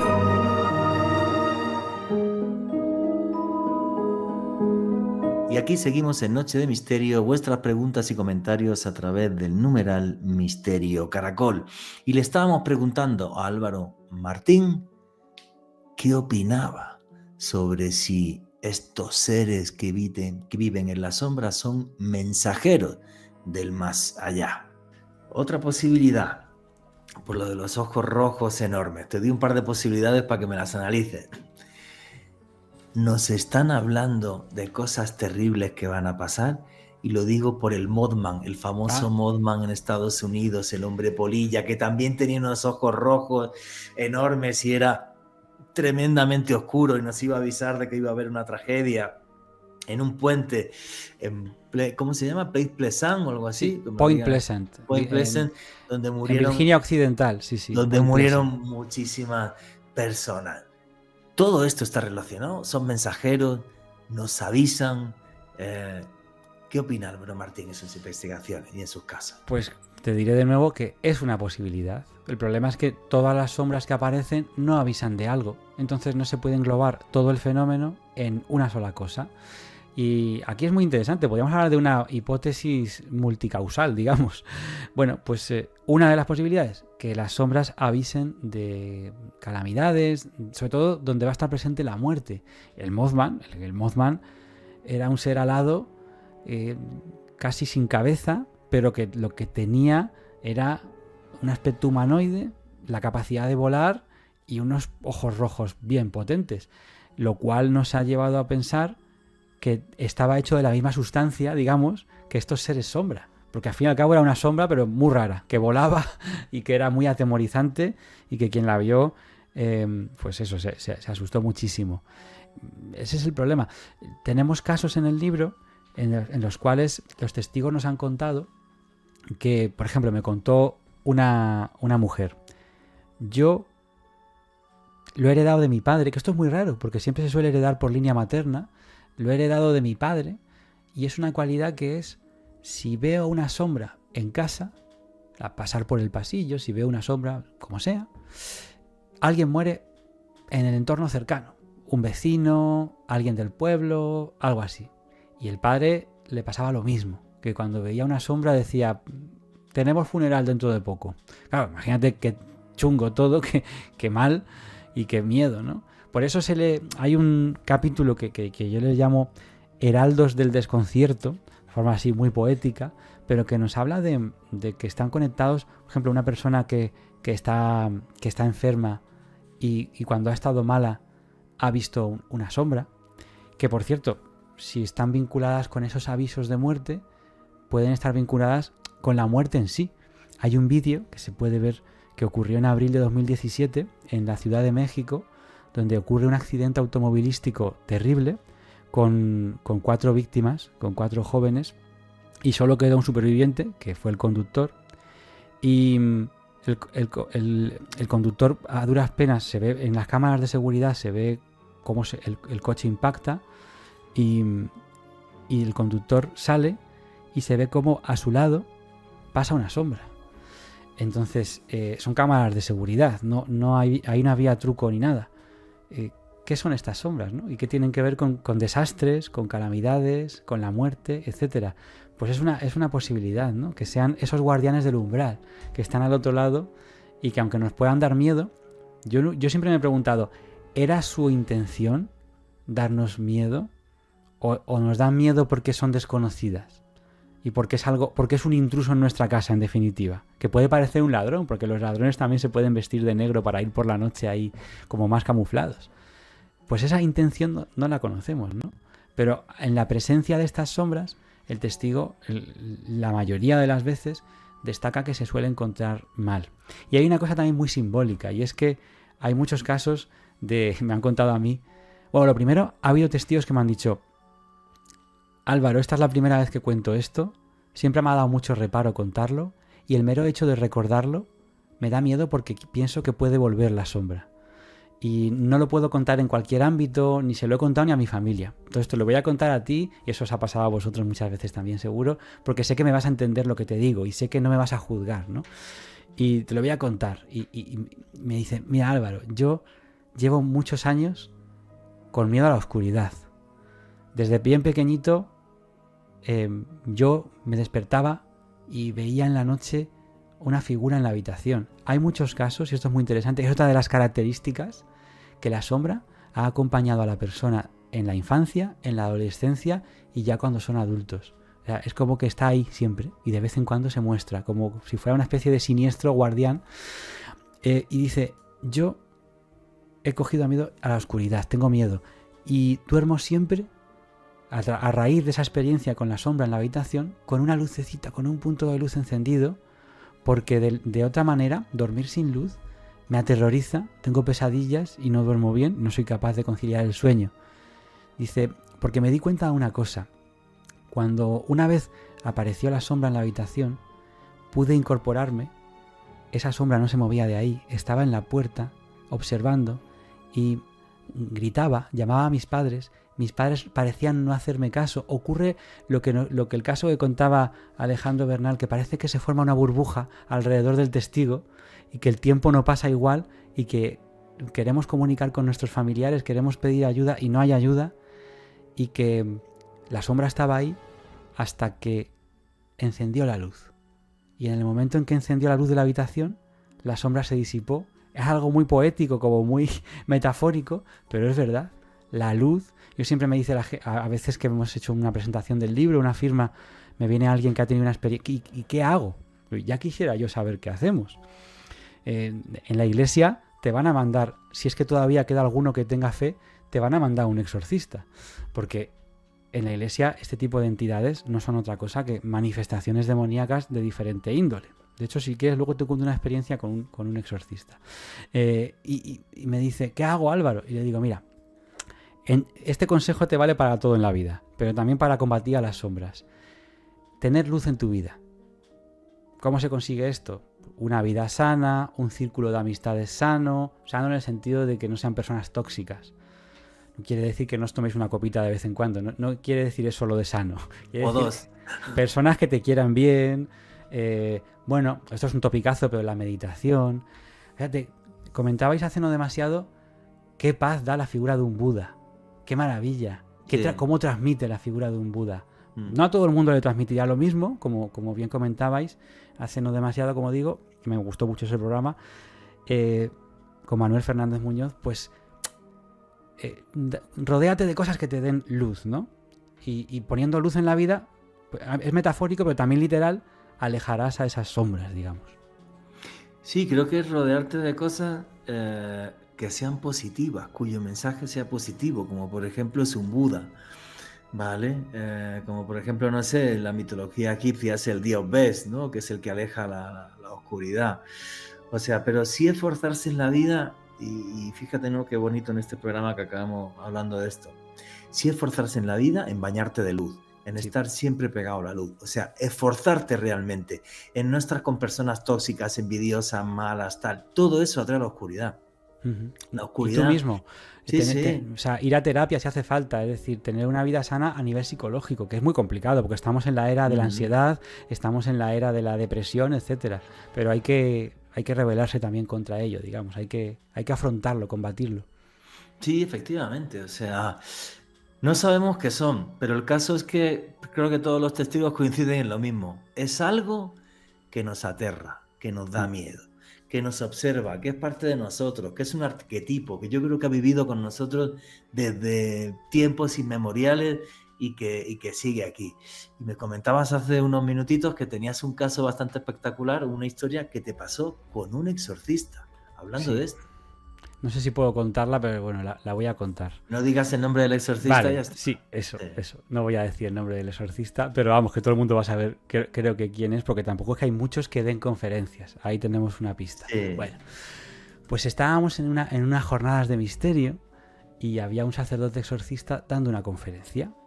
Espectacular, poniendo imágenes de exorcismos que ha realizado, hablando de cómo se presenta el maligno. No sé si en algún momento, yo creo que sí, mencionó lo de las sombras. Y al lado estaba yo y estaba mi pareja, María, que tú la conoces, Juanje, y bueno, ella es sensitiva. Y no hizo falta su sensibilidad. Es que yo también me di cuenta. Esto es increíble lo que voy a contar, pero alrededor de ese sacerdote, mientras daba la conferencia, vimos aparecer una sombra, una figura. ¿Qué hacía esa sombra circundando al religioso? Cosa que le preguntamos después de la conferencia. Con un par le dijimos, oye, hemos visto una sombra a tu alrededor. Seguro que esto no te va a sonar raro. ¿Qué te parece? Y nos dijo, sí, porque yo me dedico a combatirlas de alguna manera y ellas me buscan a mí. Porque de alguna forma, a través de la oración, a través de mis ejercicios espirituales, pues represento una bombillita a la que se acercan porque saben que yo, de alguna manera, puedo combatirlas, entre comillas. Y vimos aparecer, María me dijo que no una sino varias. Yo vi una de las que pasan fugazmente alrededor de este sacerdote dando una conferencia sobre el mal en sí mismo. Y era como si la sombra me estuviera a mí diciendo, mira Álvaro, este es nuestro rollo, este es nuestro ambiente. No, tremendo. Bueno, ya sé que sacerdote es, que no voy a dar el nombre, que he intentado entrevistarlo en los últimos días y no ha habido forma, por cierto. Oye, una de las cosas que aparece en tu libro que me inquieta muchísimo, repito el nombre del libro, Más oscuro que la noche, es que habla de sombras de otros mundos. Bueno. Como si esto tuviera también que ver con el fenómeno ovni o qué. Explícame eso, Álvaro. Y aquí estamos hablando, Juanje y Alejandro, de dónde de narices viene el fenómeno ovni. Tú hablas de una palabra que a mí me encanta, que es el multiverso, y al final va a ser eso.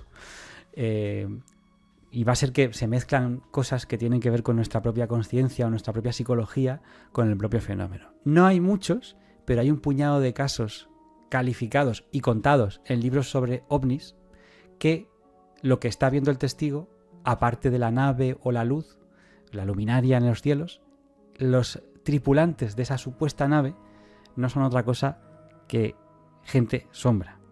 Entonces te voy a poner algún caso. Por ejemplo, y casos de España. El caso de La Escala. Este caso que ocurrió en Gerona. Girona. Sí, en Girona, el 19 de marzo de 1997. Manuel Caballero y Manuel Delgado, dos policías estaban conduciendo cerca de una pista de karts que hay por la zona. Yo he estado por el lugar hace poco, por la mítica, recorriendo el sitio donde apareció eso, y viene una potente luz naranja de forma esférica, y en el centro, o sea, ven que está posada sobre esa pista de karts una luz naranja que tiene figuritas dentro. En el centro de esa bola, digamos, ven, estaban cerquita, estaba pues, apenas a 20-30 metros. Detienen el coche y el ser que estaba dentro lo califican como muy grande, muy alto, delgado, unos 3 metros. Sí, 3-4 metros y completamente negro. ¿Acaso no es esto una sombra? Y hay otros casos en los que el testigo dice... Pero esa historia es brutal, es que yo estuve... ya no recuerdo si fue con Caballero Delgado, el último que falleció primero uno de cáncer, luego el otro. Yo estuve con él en el lugar de los hechos. Qué bueno. A mí lo que me cuentan es que es la gente del pueblo, de La Escala, la que ve la luz, no ellos. Uh-huh. Y empiezan a llamar por teléfono a la centralita de policía, y entonces ellos ven la luz, persiguen la luz, llegan hasta un punto donde hay una torre de electricidad y tal. Y yo cuando fui, hace, madre mía, más de 20 años, todavía se veía la huella del ovni, se veía el círculo. O sea, una cosa brutal. Y efectivamente, ellos me cuentan que, él me contaba que, pues hay un momento en el que esa esfera está parada, ven como una especie de ser dentro, salen del coche, y es al salir del coche cuando ese ser se acerca hacia ellos. Efectivamente, extremadamente delgado, de unos 3 metros de alto, uh-huh, completamente oscuro. Lo que veían era como una sombra. En ese momento uno de los dos agentes se echa mano a la pistola, y ahí es cuando hay un fogonazo que hace que uno de ellos tenga una lesión ocular en un ojo y demás. Y sí, es verdad, es cierto, médico, es cierto. Había esta parte médico y todo. Pero lo más increíble de este caso, fíjate, Álvaro, que este señor fuera de cámara, delante de cámara no me lo dijo, me dijo fuera de cámara en un reportaje para Cuarto Milenio. Uh-huh. ¿Sabes lo peor? Que esa cosa que vi muchas noches se me mete en la cabeza. Uf. Y se lo digo a mi mujer porque me dice que vuelva al sitio donde lo vi. Y entonces me enloquece, porque es un pensamiento obsesivo, compulsivo, repetitivo y tal. O sea, no lo sé. Espectacular. Cosas que nos hacen redibujar lo que pensamos que es la realidad, desde mi punto de vista. Es mucho más complejo todo de lo que pensamos. Hay algún caso más, si quieres te relato uno que es muy interesante. Claro. Esto lo contaba Antonio Rivera, nada más y nada menos.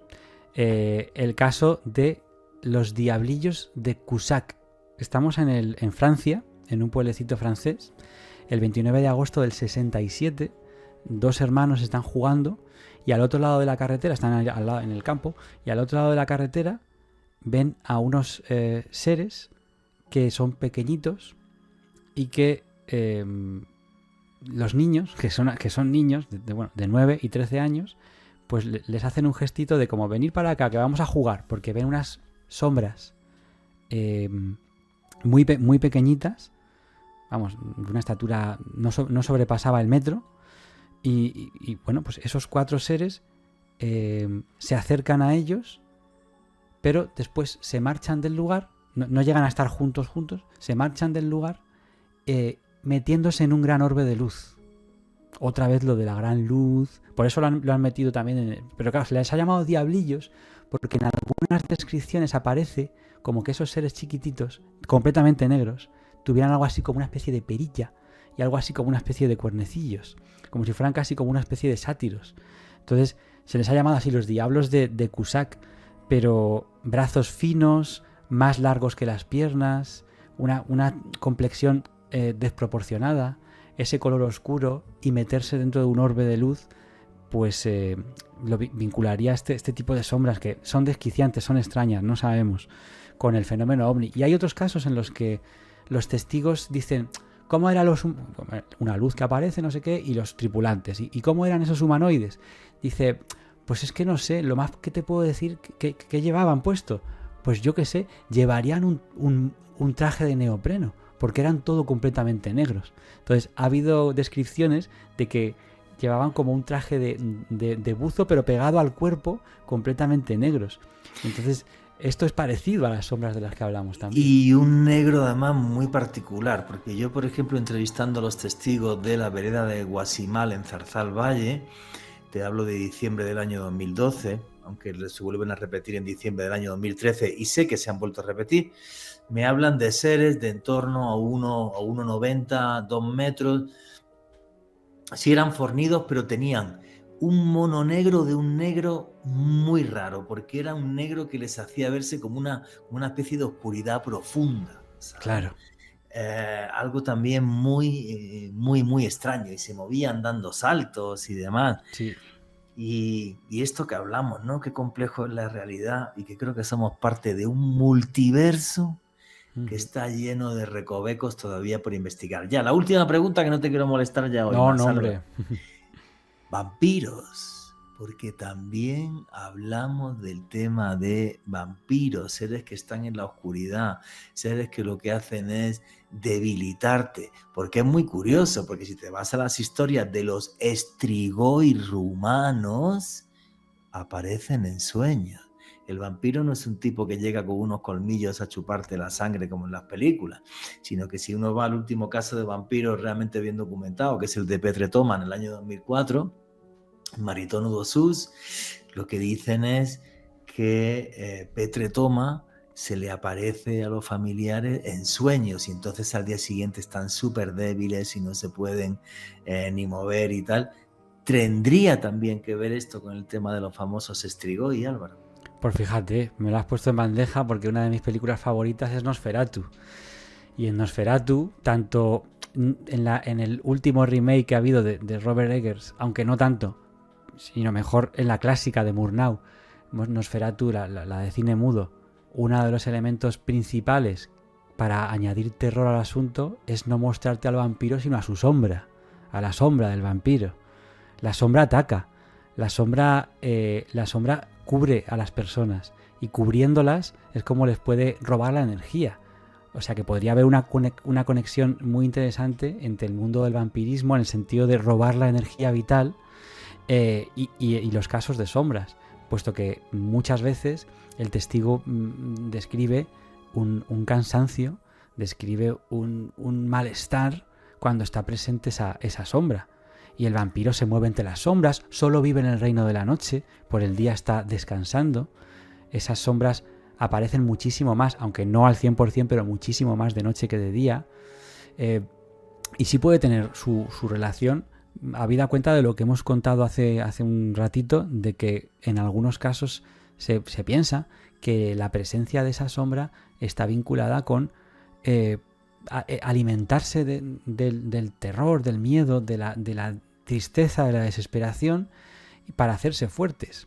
Y no olvidemos un elemento también interesante, el de los ojos rojos, rojo sangre, ojos rojos, y el color rojo que representa la pasión, que representa el peligro, que representa una advertencia, etcétera. Por tanto, sí puede haber una conexión muy interesante con los llamados así chupasangres, pero con el mundo del vampirismo, vaya, sí. Efectivamente, con los vampiros, que yo creo que son también parte de ese multiverso que de vez en cuando se nos puede hacer presente en nuestro mundo. Álvaro Martín, es un tremendo placer cada vez que te entrevisto, aprendo muchísimo de ti.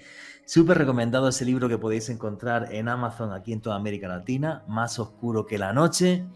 Y lo que te deseo, amigo, primero es que me des tu conclusión, tu cierre, y te deseo mucha, mucha luz, que es lo que te rodea siempre.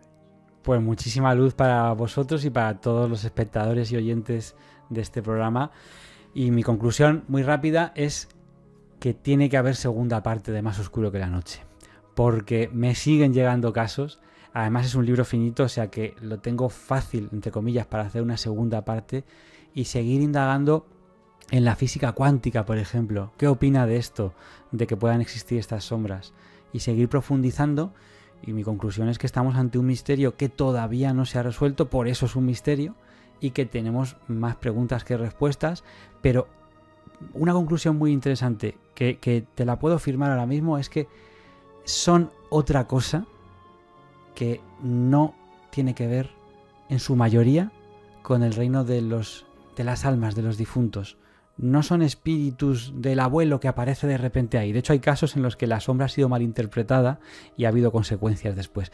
Pero a lo que voy, no son difuntos, son otra cosa. Y en esa otra cosa habría que ver si pertenecen a nuestra realidad o a otra que a veces se intercala con la nuestra. Buenísimo. Oye, ¿quieres dejar tus redes sociales o algo por si la gente quiere contarte casos o historias? Bueno, pues como Madrid Misterioso me pueden encontrar. Como Madrid Misterioso me pueden encontrar fácilmente y ahí pues lo llevo yo. Por tanto, si no, como Álvaro Martín Pérez, también me pueden encontrar. Así que así, por ejemplo, en Instagram me encontrarán. Muy bien, amigo. Muchísimas gracias. Un fuerte abrazo hasta Madrid, amigo. Feliz noche. Un abrazo.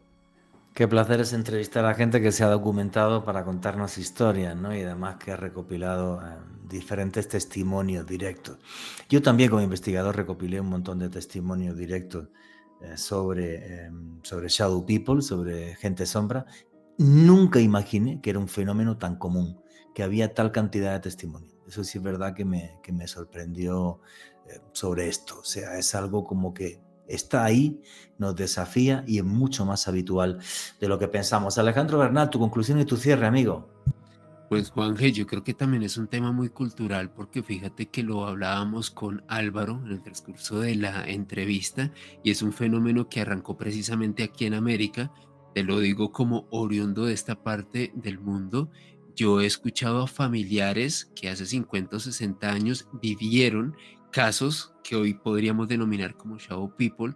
Entonces creo que es un fenómeno que al menos en esta parte del mundo nos ha acompañado y me atrevería a decir que en todo el planeta, pero aquí digamos que socialmente es más reconocido desde hace tiempo y es muy interesante este compendio, esta investigación tan detallada y también lograda por parte de nuestro amigo Álvaro Martín, siempre dándonos una gran lección de periodismo de misterio. Y a mí me pueden seguir en redes sociales en Instagram y TikTok en @alebernalpress con @S. Pues yo, gracias a Dios, nunca he visto ninguno de estos Shadow People, ninguna de esta gente sombra. Espero no verlo jamás, no me apetece tener esa experiencia. Y lo que les puedo decir, lo dice la Biblia, lo dicen los textos sagrados, lo dicen los antiguos textos sumerios. Siempre hubo entre nosotros ángeles y demonios, siempre hubo entre nosotros luces y sombras. Por ahora siempre ha ganado la luz y espero que sea así hasta la eternidad. Pero de todas formas, en vuestras vidas, siempre acérquense a la luz, aléjense de las personas que son sombra y de las personas que no nos aportan en la vida. Igual en los habitantes del más allá. Y nunca olviden que vivimos en un mundo mágico porque está repleto de misterio.